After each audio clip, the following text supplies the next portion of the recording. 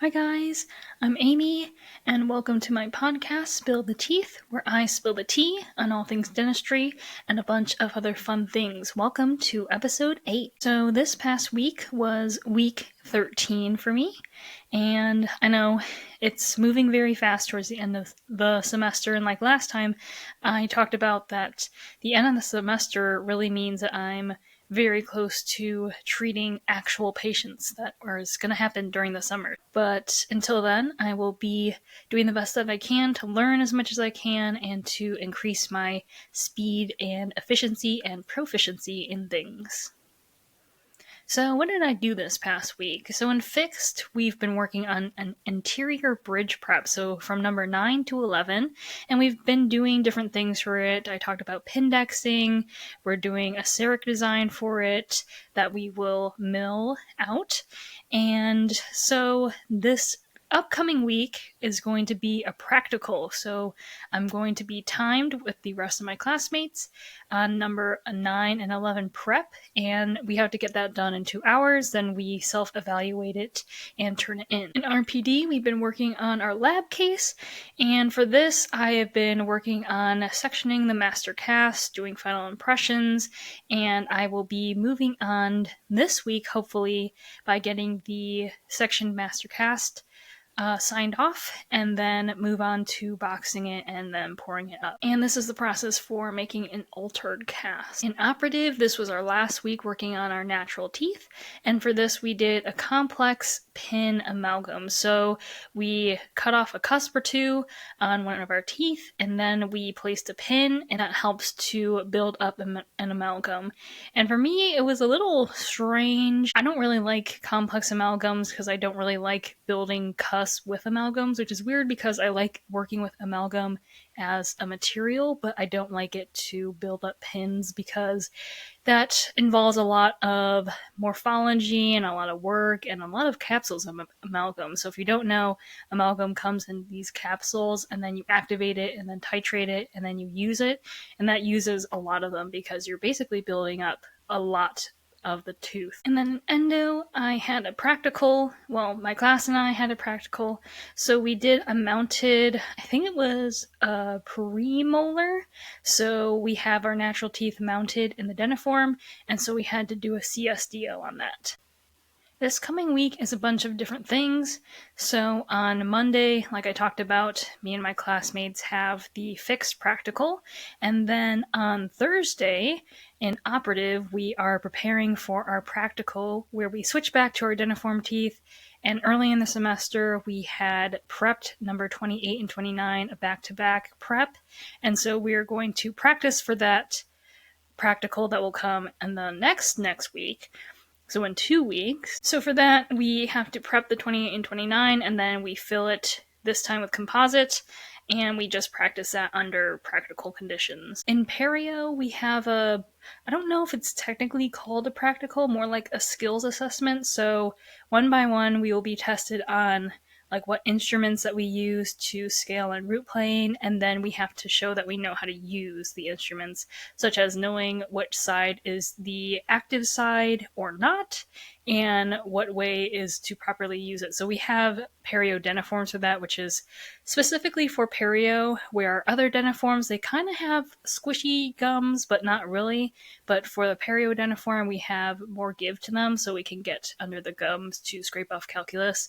I'm actually not sure how we're going to be assessed in removing calculus, since we already removed calculus when we were practicing, but I guess we're just going to show that we know how to use it and then scrape at the side of the teeth. Me and my classmates also have an exam in radiology, so we are going to be tested over, this is not a practical, but an exam. We're going to be tested over pan radiography and lateral ceph radiography. So that's mostly just technique and theory. So a lot of things happening next week, but I'm just going to take one day at a time and try to stay as ahead of things as I possibly can, because if you know anything about dental school, even if you're a STEM major, anyone who's in school knows that it is very easy to get behind and then you're constantly playing catch up. So it's better to stay one step ahead and keep pushing yourself. So if I have time after class, if I don't have anything in the afternoon, I will be definitely making sure I'm caught up on all my other things. And I almost forgot one thing, but this past Tuesday, me and my classmates were doing injections on each other, so we had our stab lab. And our first stab lab we had back last summer, and that's when we were first doing the class of local anesthetics, so we learned about different local anesthetics and different types of blocks and infiltrations, and then we did it on each other. And that was very nerve-wracking last summer because obviously that's the first time I've ever done it, and the professors really had to watch us to make sure we weren't poking people in places that we shouldn't be poking needles at. And they would also physically guide our hands into where we needed them. But this time, it was a little bit more chill. We're not in a class of local anesthetics. This is part of our clinical care class. So a group of us did injections on each other. So it was me, my friend Emily, you know her as at EV Dental AF, and then our class president. So we are in a group of 3. So we had to do an inferior alveolar nerve block and then a buccal infiltration. And last time, me and Emily did injections on each other, and we did not get the IAN block, but we did get the buccal infiltration. So this time, Emily did an IAN block on me and then a buccal infiltration, and she hit both of them. I was very numb, started to get numb like right after, and it wasn't painful at all. I think at this point I'm used to them. I know some people don't like getting shots or have never gotten shots, which is great. But I'm used to them, and we use topical anesthetic, and she's really good at what she does, so I didn't feel a thing, but I was very numb afterwards. The nerve-wracking part for me is that I did not get to do the injections on Emily like I did last summer, but I did them on our class president, which was a little nerve-wracking because I'd never done them on him before, and it's our class president. So there's a little added pressure, but I felt really good about it actually, and I did hit both the block and the buccal infiltration on him. And that was a lot more chill than last summer because the person who was overseeing our group, which was a professor, she kind of just watched over our shoulder and made sure we were sticking it in the right spot, but she was mostly hands off and let us do it. And like for the IEN block, if we felt bone, she was like, okay, go ahead, make sure you aspirate, and then put the local anesthetic in. Okay, so since that's my review of this past week and the upcoming week, time to move into the hot and not of the week. For the not of the week, I don't really have a specific not. There wasn't something that was like, oh, this was a really terrible experience, but I'm going to actually tell a funny story instead about the not, which is not, it was not really a bad thing or a good thing, so it wasn't the hot of the week, but it was definitely funny. So me and my roommate live next door to people that have kids, so there's 2 of them. I'm not sure if it's actually 2 different families because I don't really know the neighbors around us because we're not really home most of the time, but there are definitely 2 kids who live within the vicinity, and they're always out and about. They're usually screaming right outside the window because their trampoline is very near to our house. So we always hear them on the trampoline, and that's fine. I don't care.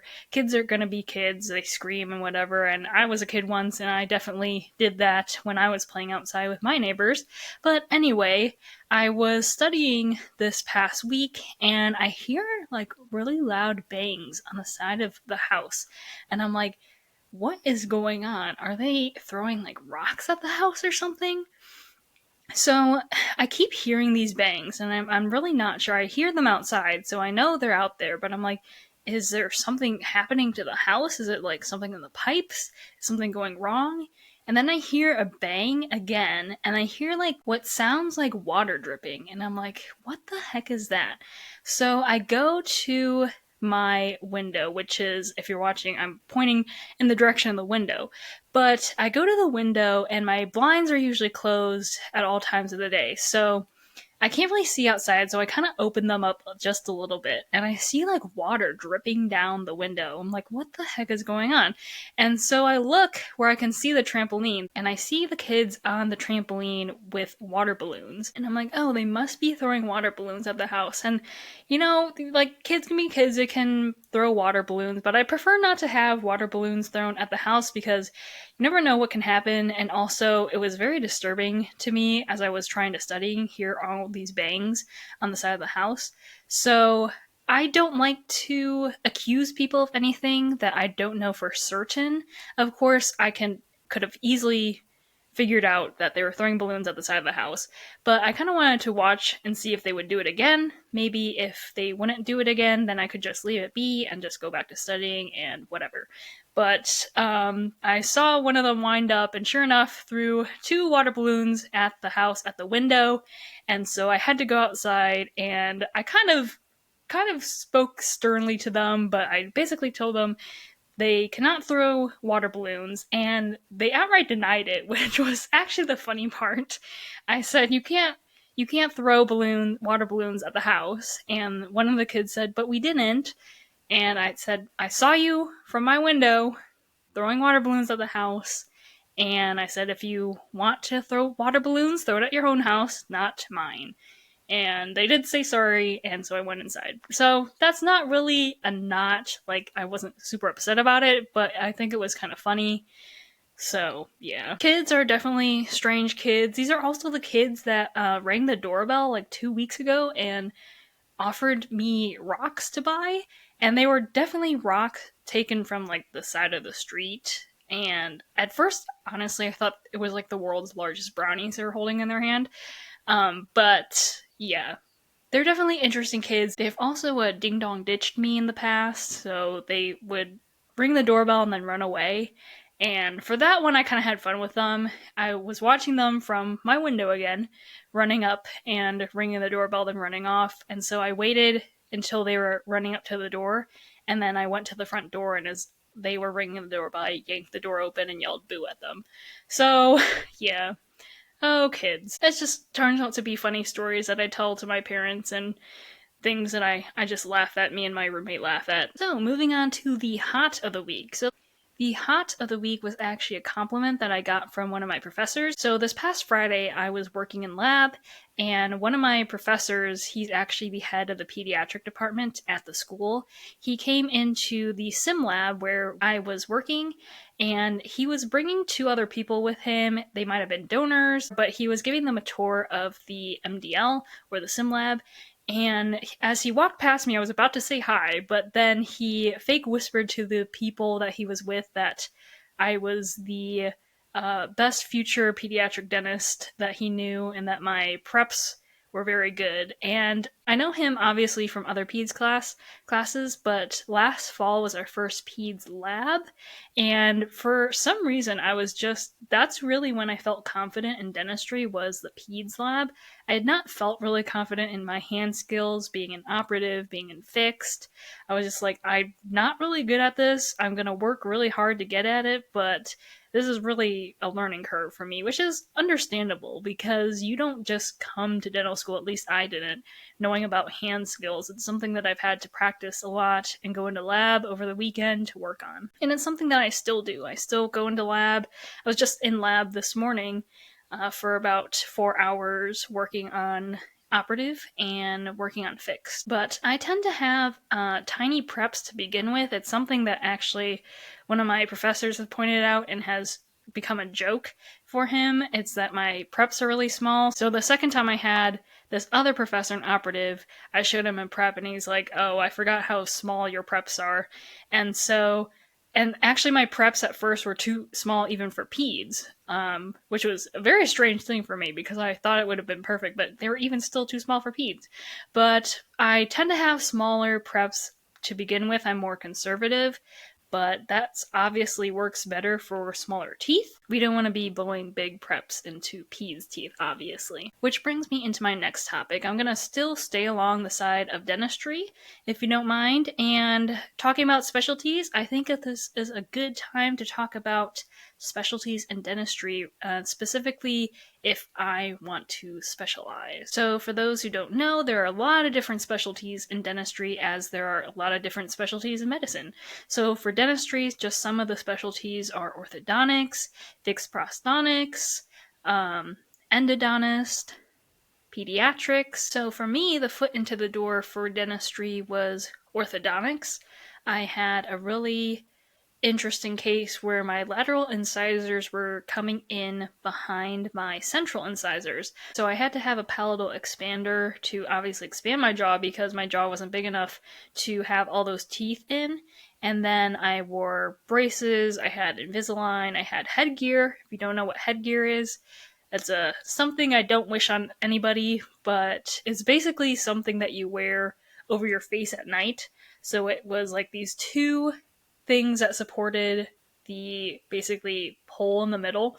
And so it would rest on my forehead and my chin, and then there was a ridge in the front, and I would hook rubber bands onto my, I think they were my, it was like an expander at the time, or a retainer, and so I would hook the rubber bands onto the loops of this retainer and then loop it onto this bar in the front of the night, I call it night gear because I wear it at night, but it's headgear, and so it was basically pulling my upper jaw forward. And that was in conjunction with rubber bands, which also is not a great experience. No one likes wearing rubber bands, but headgear is even worse. And that wasn't even the first iteration of the headgear that I wore.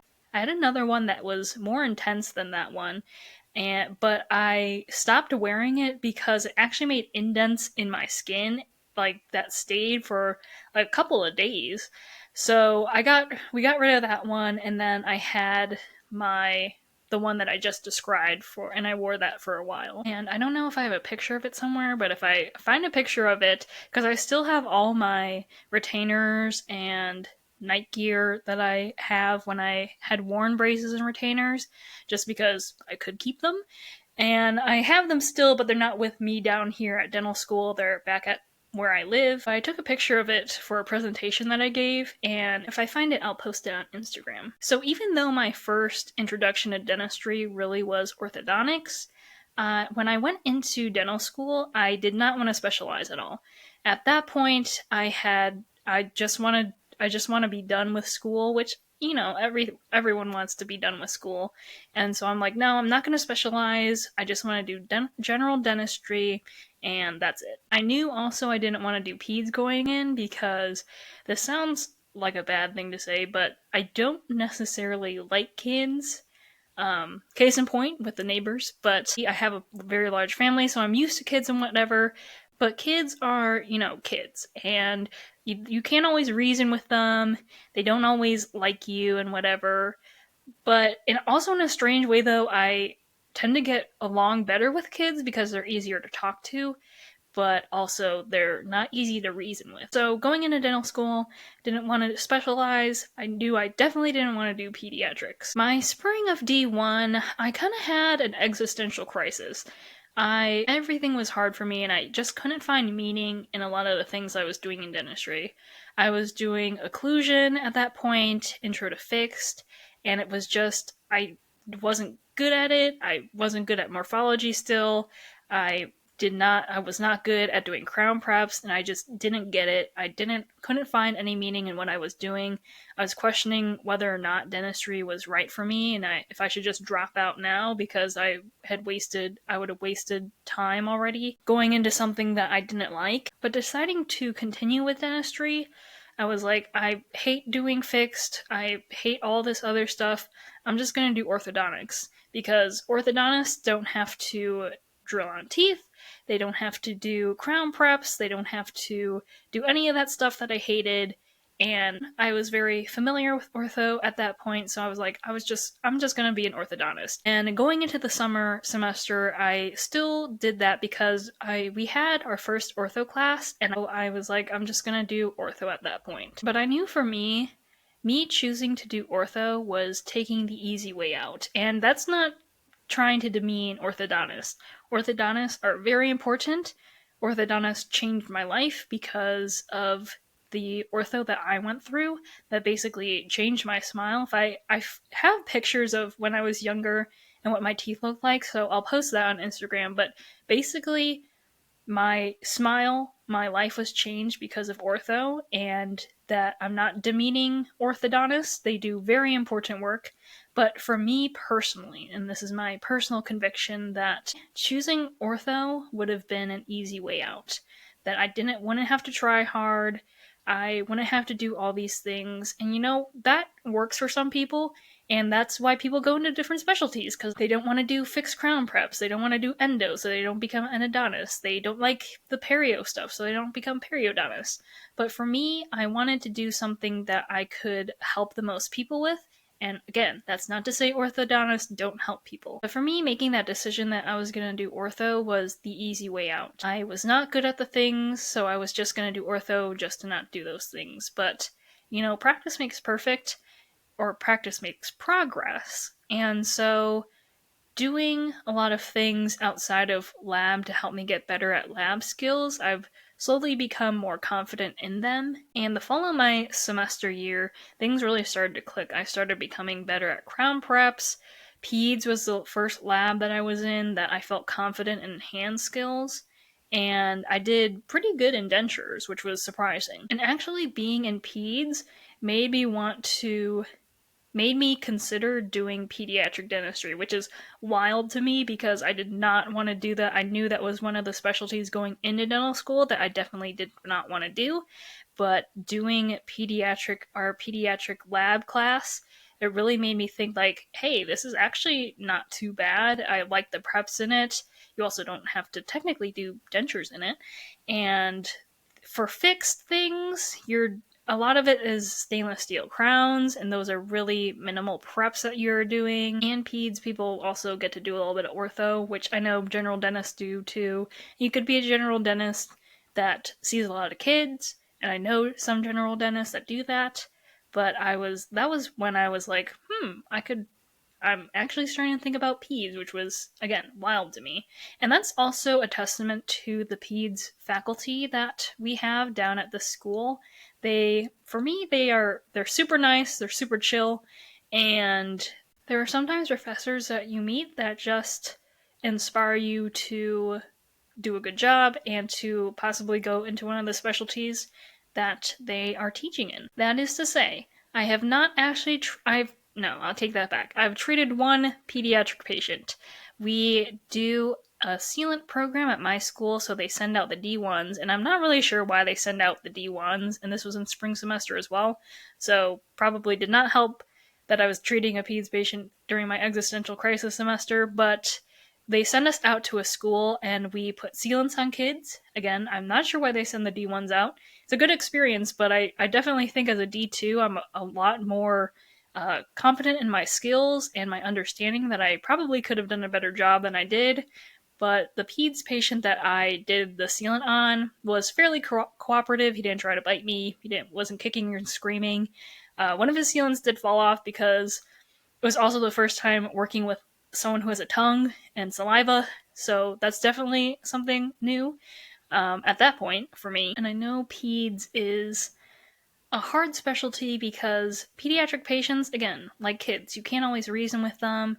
They're scared, and so because they're scared, they don't always behave properly. But I mean, me and my classmates have heard stories from our peds professors that, they'll get spit on, kids will be screaming, they'll be bitten, they'll get thrown up on, and whatever. So peds is definitely a different beast in itself. Very different versus general dentistry and all the other types of specialties. I have gotten a chance to see more instances of kids at the dentist, mostly because my school does Give Kids a Smile every year, so we see a lot of peds patients then. And the ones that I've seen at the school have actually been pretty cooperative. There are a few kids that are crying, and I have heard kids in the bays when we do Give Kids a Smile who are screaming and crying, but the ones that I've shadowed for definitely have been on the more cooperative side. But I volunteered at St. Louis University's Give Kids a Smile, and that was where I saw more patients that were not having a great time at the dentist, to put it plainly. And I know someone who volunteered with me, and she had been considering peds before that, but after that she was like, I'm not considering peds anymore. For me, I did not have a moment where I'm like, I am definitely not doing peds. This was enough to cure me of this ridiculous notion, but it also wasn't like, I want to do peds. So, long story short, I'm considering peds as a specialty, but I am not completely set on it. I'm not going in saying, I'm going to do peds. I think definitely I need to treat pediatric patients by myself and see if that's something I want to do. And it's just crazy how things can change, because going into dental school, would not have even considered peds as a specialty and would not have considered specializing at all because I didn't want to do any more years of school and I didn't want to do peds. But here I am. And I guess that's the food for thought, to keep your mind open as you're in dental school and keep your mind open to different specialties. And if you can, shadow for the different specialties. A lot of people shadow general dentists because that's honestly the easiest people to access. But if you can shadow beforehand, if you can shadow fixed prosthotists or pediatrics or ortho, that's actually a really good idea because it gives you a window into each specialty because they do different things, they focus on different things, and if you don't want to drill teeth the rest of your life, do something like ortho. Or if you want to do things like bridges and crowns and whatnot, do fixed prosthotics. I think there's definitely something for everybody, whether you like a specific side of dentistry or not, for something that you can specialize in. And if you like it all, do general dentistry. I definitely know I'm capable of specializing if I want to, but it just depends on if I feel particularly called to devoting my life to pediatric dentistry or if I want to stick with general dentistry but still see kids. So we'll find out. But yeah, keep your mind open. If you're a medical student, obviously you have to choose something to specialize in, but if you're a dental student, be open to the different specialties and gain as much experience as you can. Ask people in different fields what their work is like, what their work-life balance is like, and things like that. I do know for sure that there are different specialties I will definitely not go into. I will not be a fixed prosthontist. That is something for the fixed people. That's something for my friend Emily, who wants to become a fixed prosthontist. Those are some special type of people that want to do that. Not for me. Would be fine with doing crowns and whatnot in the aspects and the boundaries of what a general dentist can do, but for complex cases that have to deal with those things, I'm definitely happy to refer them to the fixed people. I also know that I don't want to be an endodontist. That is another thing that is just not for me. Well, that's all for this episode. I hope you enjoyed it. I hope you got something out of it. Thank you for listening or watching or both. Whatever you do with this podcast, I thank you for it. Sometimes I feel like I'm talking to the void, but hopefully you're in the void with me. If you have any questions related to dentistry or something not related to dentistry, I would love to answer them. So you can either DM me on Instagram or send a carrier pigeon my way. That's all for this episode. I'll see you in the next one.